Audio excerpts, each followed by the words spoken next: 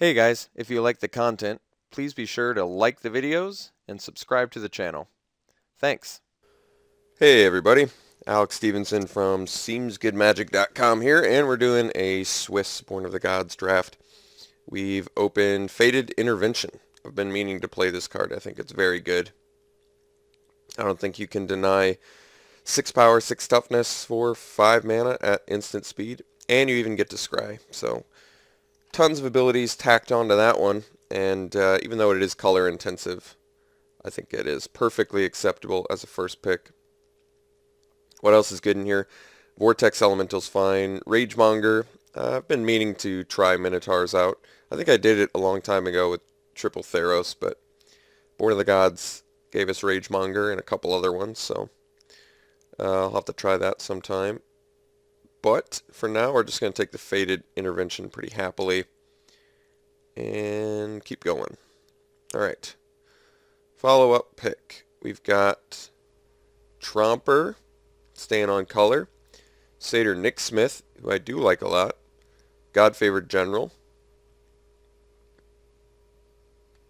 I think I actually like the Nick Smith more than the General, because it's got haste, so you can find a good opportunity to perhaps surprise attack with it. But just Inspired in general also is just good. I mean, Tromper's fine. It's just I'm not super excited by a Hill Giant pick here. Fall of the Hammer is also very good. I mean, I could just take this because it's straight up removal.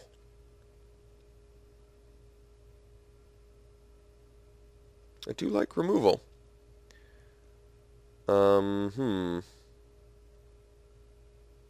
This is a little more combo-y. I can pick up pieces to make this an engine, which I think I actually like more. So I think I'm going to take the Satyr Nick Smith. If I pick up, tools that let me tap my creatures, like Springleaf Drum, for example. The problem is Springleaf Drum currently in the same pack as this Noble Quarry.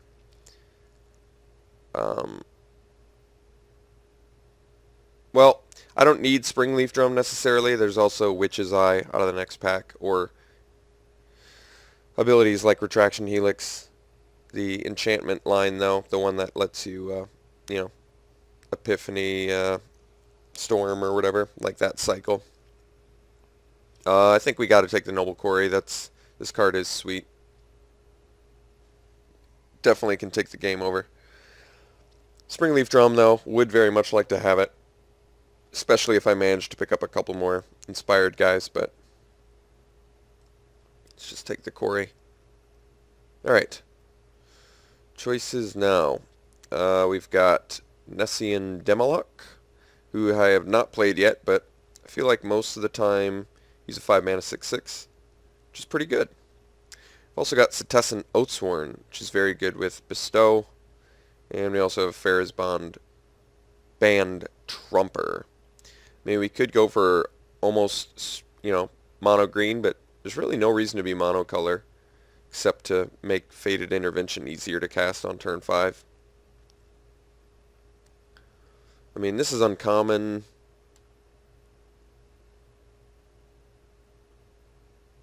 I could try it out. I can't imagine a 5-mana 6/6 or a 5-mana 3/3 destroy target non-creature permanents, all that bad.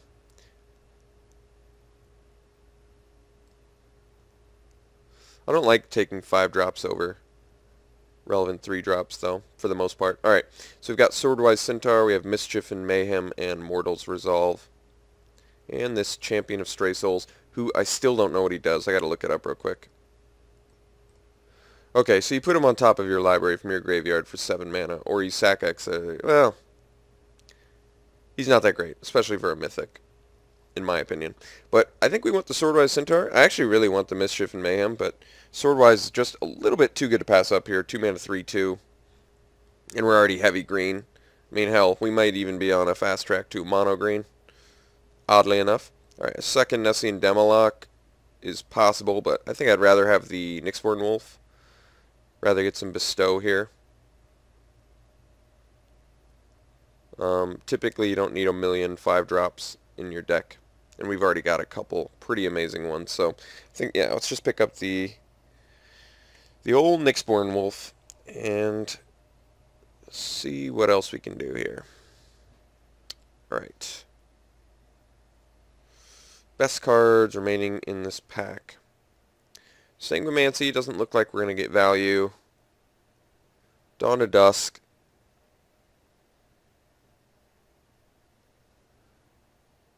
Yeah. Culling Mark. Don't like that card. Could just cut green. I'm really not passing anything super special. I could take the Drifters alternatively and prepare myself for green-black out of the next pack. That might not be a terrible idea. Because you can see Farika's Menders, and how about Grave Robber Spiders? Actually, I've been meaning to try this card out, so let's take the Grave Robber Spider. Good blocker. Perhaps gets you to the late game. What does this do? Search your library for 2 basic lands, reveal them, put one on the battlefield, put the other in your hand. Scry 1. Well, seems a bit pricey.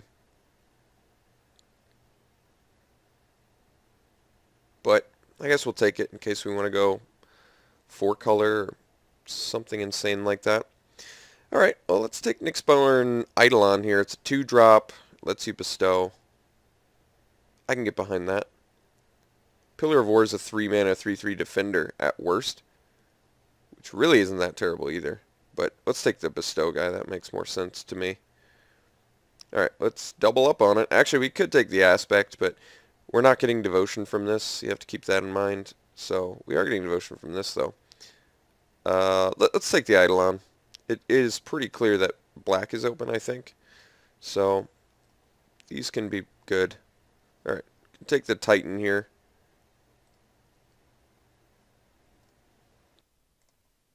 That doesn't even make sense. Very happily snagging Mischief and Mayhem here. This card is really good. I don't know why that would ever table. Yeah, sure. Well, I think we're off a red. We're in green-black territory, and I'm okay with that. That was a solid pack 1. So we've got a good game plan going into pack 2 here. Well, as much as I'd like to take Ember Swallower, we can do Battlemaster, Courser, Invocation, Lash of the Whip, Boon. So I think we want to first pick a solid green card here. So probably just the Nessian Courser. Very good efficiency. Battlemaster's good, but like I said, we already have a few 5-drops now, so let's just focus on getting a really good early game plan going. Alright, let's take the Courser.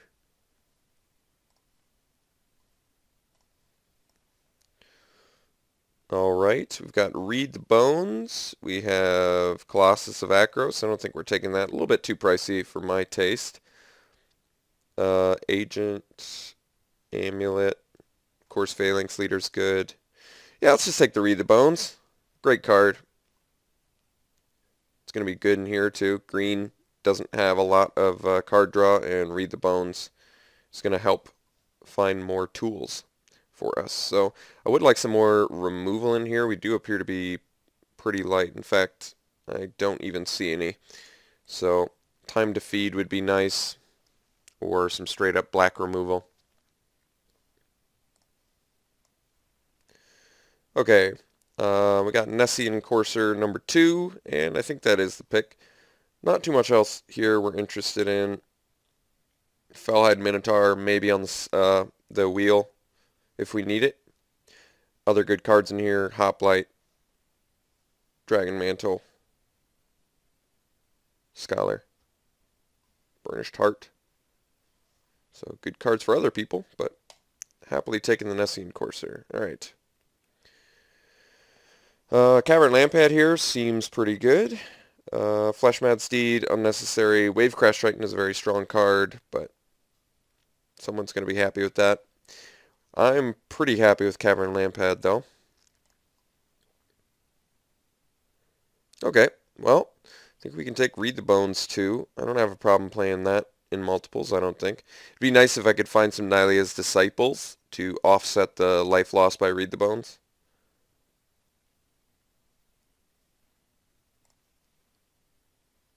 There it is. Alright, so we're going to take the Disciple over the Pharykis Cure for sure. I'd rather be light black than go any deeper. And if we're going to be light black, then double black on turn 2 for Pharykis Cure seems pretty unrealistic. Disciple, on the other hand, gains us a bunch of life, potentially. Offsets Read the Bones. Buys us time. I like it. I think I'm actually going to take Fleet Feather Sandals here. May seem preemptive, but we don't have any flyers and we only have one reach guy, so I like the idea of our efficient beaters flying and getting in. Agent of Horizons versus Scourgemark. Let's take Scourgemark. We still could see some more heroic in black or green, and this card's not the worst, so I like the cantrip auras in general. Well, we could take the Battlemaster. We could also take the Lash of the Whip. So if we take the Battlemaster, we're going to have a good heroic target for this stuff. But I think the Lash is actually more what we want because, like I said, we literally have no spot removal. So I like the idea of... We don't even really have tricks either. So I actually think we need the Lash of the Whip.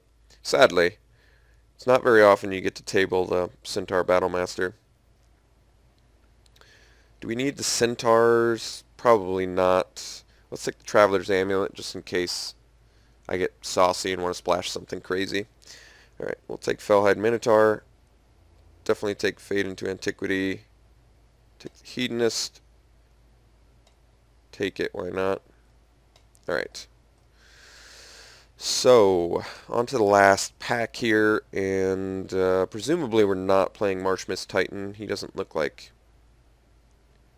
we're going to have a lot of opportunities to get value off of him. Probably not doing the amulet unless we open something here that I desperately want to splash. Which means I'm going to try to not main deck the Fleet Feather Sandals. Well, that was a hell of an open. Alright, so we're definitely taking Bow of Nylea, happily. What else is good in here? Emissary's great. Staunch Hard Warrior. Grey Merchant. Satyr. Plenty of good stuff for us, but happily snagging the bow. It's a great card. Alright. Follow up pick. I think this is actually a kind of deadish pack for us. Actually, we're going to take the Satyr and play it. I'd much rather play that Satyr, this Satyr, than the Hedonist. And yeah, there's really not much else here for us. This is pretty much a deck right here, but we got to cut Peregrination actually, so, and I'd prefer to cut the Forsaken Drifters too and play something a little bit better. I think we'll be able to clean up a little bit of this deck. Okay, this pack we've got good cards that aren't in color with us, but nothing really on color that we need. Well, I think it's time to hate a little bit then. Lightning Strike for the red-white deck is better than Divine Verdict for the red-white deck, so let's hate the Lightning Strike.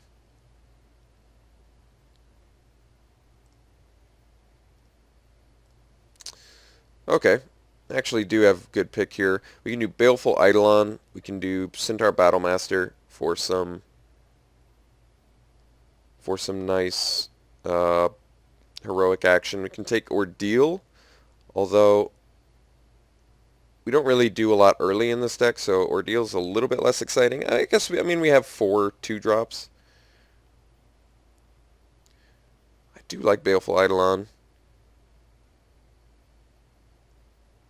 We tabled Battlemaster last time. Can we assume we can table it again? Or is that not a safe assumption? I don't know.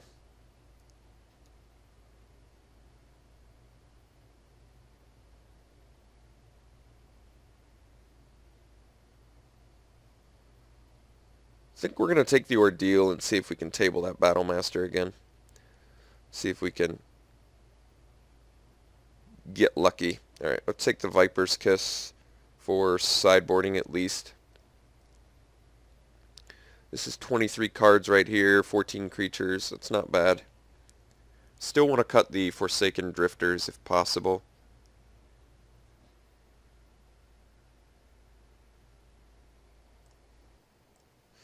Alright, well, here's our chance. We're going to take the Battlemaster. We're going to cut the Drifters. Getting a little bit top heavy, which is a concern.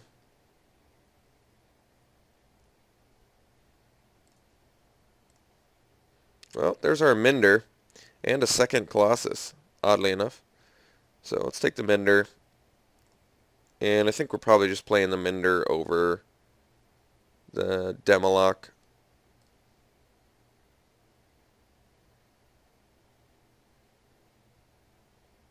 Frail Invocation's definitely good. Could also take the Burnished Heart, which will ramp us. That might be more in line with what we want. We only have the Satyr for ramp, and we definitely have to get to our late game.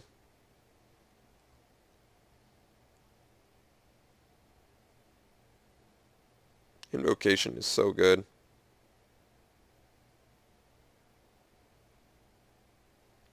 Guess we're taking the heart.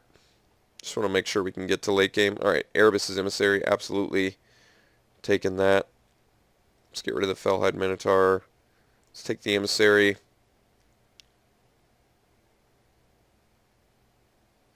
Guess we can take March, but probably not playing it. I don't think we have to main deck Fade into Antiquity.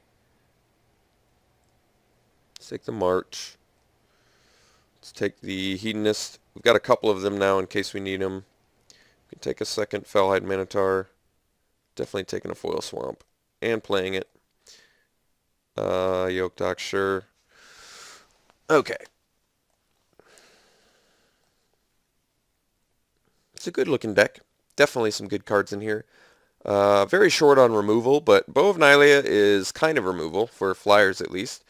And Lash of the Whips are removal, so we've got some means of removal in here.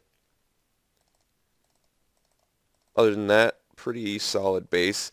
Little bit top heavy, like I said, but that's not the end of the world. We'll figure this deck out. We'll uncover what this deck needs to do. I want to be light black, so let's... This is 24.